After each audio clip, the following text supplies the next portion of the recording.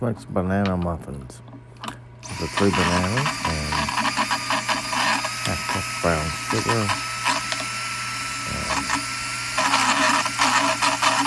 and 2 eggs, eggies. Goodness, and 1.5 cups of flour and 1 teaspoon of baking soda, 1 teaspoon of salt, half cup of buttermilk, half cup of oil, and 2 teaspoons of vanilla. And keep that all up.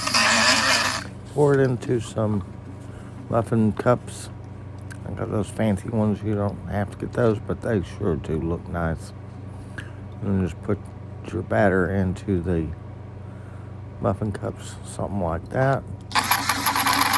And then beat you up a half cup of butter and about half cup of sugar.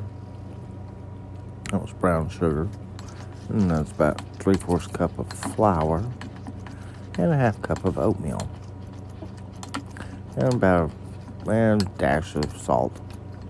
About a 4th teaspoon, I guess. Then you can put that on top of your muffins.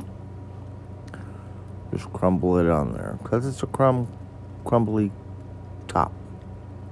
So put your crummy top on the banana muffins. It'll look like that.